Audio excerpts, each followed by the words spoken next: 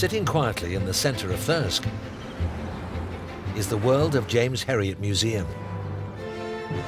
It's the actual building where Alf White, along with Donald Sinclair, practiced their veterinary skills.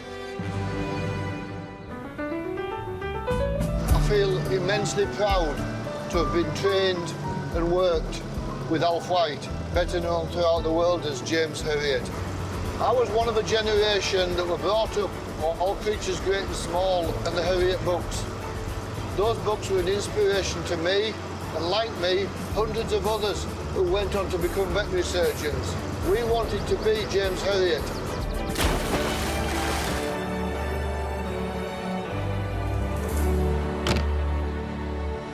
Hello, Jim. Hello, Pete. How's things? Not so bad, how are you? Oh, fair to middling. It's exactly the same car my dad used to drive. What a fantastic little vehicle. 22 years since you've been working here. That's neck. Isn't it a lovely noise, eh? Brings back memories, that noise. You always knew when your customer was coming in, didn't you? It does, doesn't it? Do you know, aren't these old tiles beautiful, eh? They were here when I was a boy. Yeah. And there's that telephone, the only telephone in the whole place when my father first came in 1940. Really? Yeah. My father slept upstairs. They'd hear it ringing in this big house.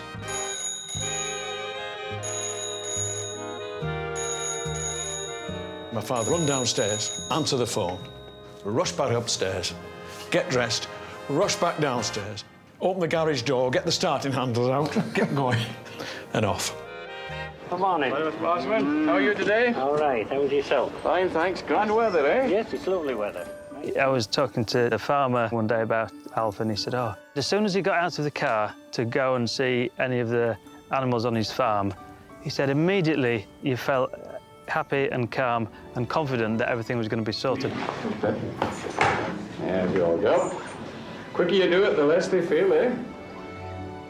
Dad left a huge legacy, and because of that, it's done an enormous amount for North Yorkshire. But for me, the biggest legacy is the joy that his books gave and still continue to give.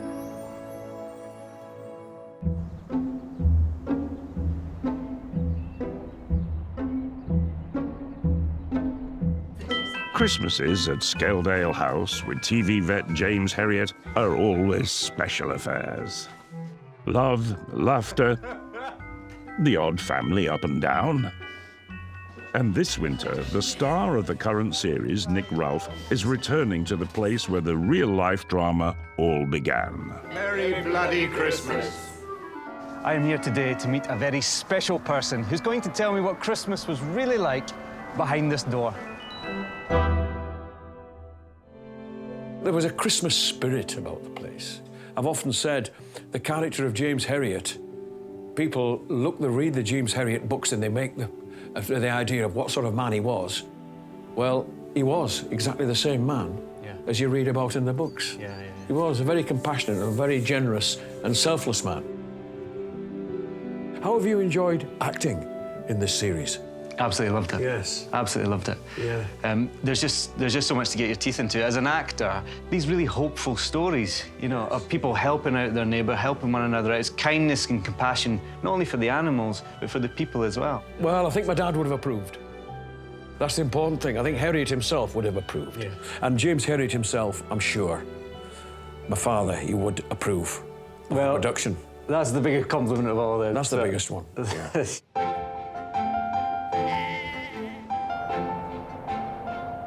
James Herriot has inspired many a youngster to dream of becoming a vet. Lucian has leukemia, and today his dream is becoming reality. As a young vet, I always remembered, I always had big pairs of boots on, and so this is very lifelike to me. It's great to see him smiling again after everything he's been through the last few years. Look at that! Whoa! Absolutely loving every moment of it.